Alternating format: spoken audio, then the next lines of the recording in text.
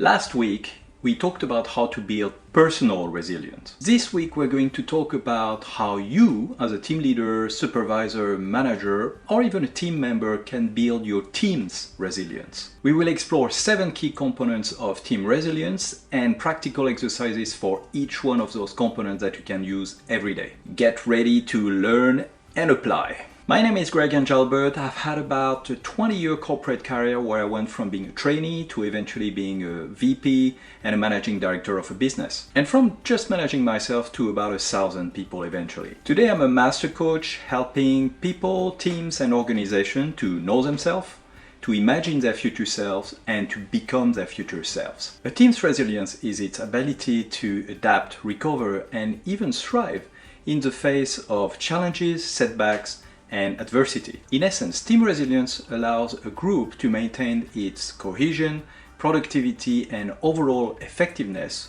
whether it's facing challenges or not. Studies by IBM, McKinsey, and Deloitte found that higher level of resilience in teams helps them navigate crisis and disruption better, adapt to change, recover from setbacks, and also more likely to achieve sustainable growth. Your team purpose and values is all about the directions that you collectively want to take together, and also the way that you want to conduct yourself as a team along the journey. A shared purpose is a unifying goal or mission that everyone in the team works towards achieving.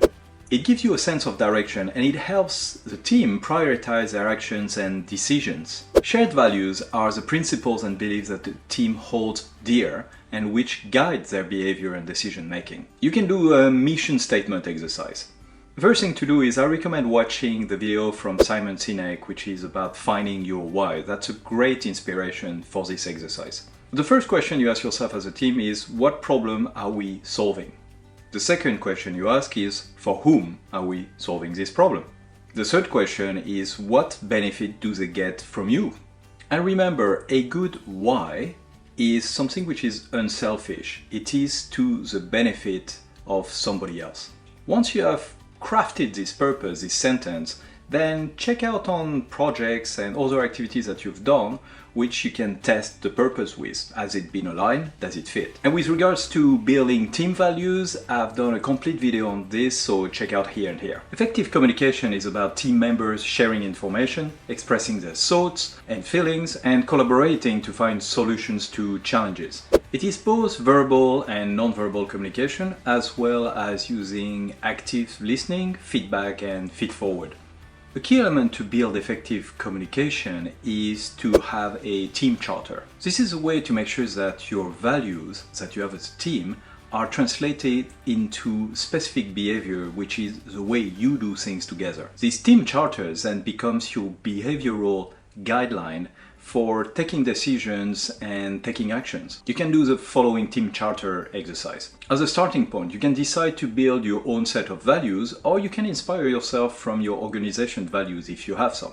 First step is to interrogate what are the core values that you would like to have as a team, that you would like to follow as a team. And how would those values translate into specific behaviors for when you are together as a team? Then ask yourself, how will you make sure that you commit to those behaviors that you've just outlined? And finally, how are you going to make sure that you keep yourself accountable between each team member about those behaviors? Trust refers to the belief that team members have in each other's abilities, intentions, and reliability. When team members trust each other, they're much more likely to collaborate with each other, to share information, and take risks together. Psychological safety refers to the belief that the team has that they can speak up their mind. They can ask questions and also express their opinions without fear of any negative consequence. A study by Google found that teams with high levels of psychological safety were more productive, innovative, and likely to stay with the company. When trust and psychological safety are present in a team, they allow for a number of good things. First, the team will take calculated risks and they will also try new approaches. They're also more likely to learn from failures because they see it as opportunities for growth, for learning. They're much more likely to adapt to change and they're much more likely to support each other. For more about how to build trust in your team, check out this video here. You like this video so far? Then you know what to do, and do not forget to subscribe and put the notifications on if you want more content like this every week. For a summary of key points and tools from this video, check out my Patreon below.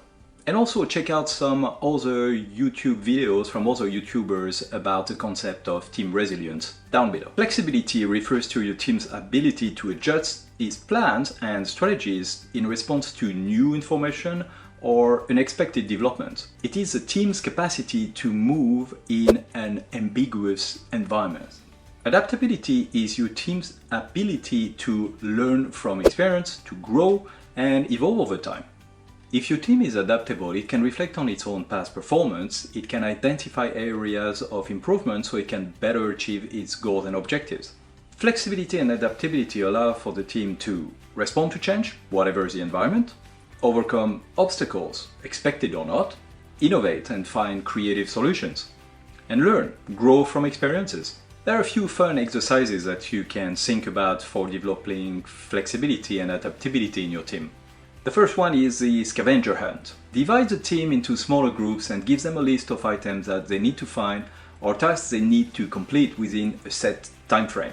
However, halfway through the activity, you can change the rules or add new challenges to encourage the team to adapt and change their strategy on the fly. You can also do reverse brainstorming. Instead of brainstorming ideas for a problem, the team is asked to brainstorm potential solutions that would make the problem even worse. This exercise encourages the team to think creatively, and by finding ways to create even bigger challenges, they may also discover unexpected solutions to the original problem. Another exercise is role-playing. In this exercise, you give team members different scenarios, such as a change in leadership, a market shift, or whatever setback that makes sense for your business. Each team member is assigned a role and has to react to the scenario, and then the team comes together to brainstorm solutions. Collective problem solving is the ability of your team to work together to identify, analyze, and solve problems. That's a collaborative and iterative process where your team members share information, ideas, and perspectives to develop effective solutions. Problem-solving capabilities help your team to identify and address problems early so they don't get worse. Leverage the strengths of every team member so you can build the most effective solutions. It helps build team cohesion, and you can learn from experience. One way to practice problem solving and to develop the skills of the team in problem solving is to try to use different models. For instance, every time that you face a specific problem or challenge, you can ask yourself, how could the fishbone method help here? Or how could the 5 why method help here? Or maybe the Pareto principle will be helpful here. Or any other mental model that you can learn and that can be applied to a specific situation or environment. And with time you'll be able to match problem-solving techniques to specific situations, challenges, and environments. And at the same time you will learn to use a variety of tools that will benefit each team member individually and the team as a whole. Team self-care is about ways that your team can use to support the well-being and resilience of each one of its team members. It is about both taking care of the body and the mind for each team member and the team. And it will help you manage stress and prevent burnout, enhance well-being and productivity, foster a positive team culture, and improve the overall team resilience. You can create a wellness challenge for the team that will include a variety of activities to promote physical and mental health. You can make it happen over the course of a few weeks, and you spread different activities according to the week in which you are. For example of activities, you can have taking a break every 10 minutes for people to walk around when they work, trying a new healthy recipe every week, and sharing with the team about the results, practicing mindfulness or meditation for 10 minutes every day, setting a goal for water intake or for fruit intake every day, participating in a fitness challenge, a workout program, reading a book about personal self-care, mental health, and sharing your findings with the team. What really matters in this is that there is an aspect of each doing something and sharing with the team, and also deciding, what works and what doesn't. Very importantly, a team needs to know itself. For instance, a team has strengths, and it's very important that those strengths are identified and they are verbalized and everybody knows about them. And it's also important to identify what are the gaps, what are the things that the team does not have. And this will help you develop solutions where you can use the team's strengths at their best so you can develop the best solution possible. That also helps you to identify areas of improvement for team members individually and also for the team as a whole. You will also build a more cohesive and effective team culture where people understand and appreciate each member's contribution to the team.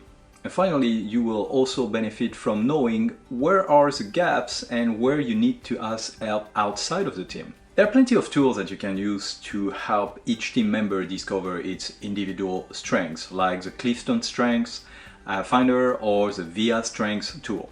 Or more simply, you can just do a very good and powerful team exercise. You pick one team member and you ask all the rest of the team to think about what that team member has as a strength and how that strength benefits the team.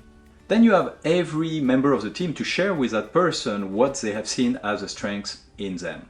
Then you ask the person receiving the feedback on their strengths how they feel about the feedback. Then you will move on to another person in the team and you repeat exactly the same exercise. You do this until you've covered everyone in the team. Each one of the resilience components mentioned in this video takes time to build. So it's important to do this continuously as a journey. And I will leave you with a quote from Charles Darwin. It is not the strongest of the species that survives, not the most intelligent that survives. It is the one that is the most adaptable to change. One key aspect that supports team resilience is to make sure that you know your team very well and that also each team member know each other very well. And one key skill to learn to do exactly that is to learn to ask. You want to know more? Then check out this video here.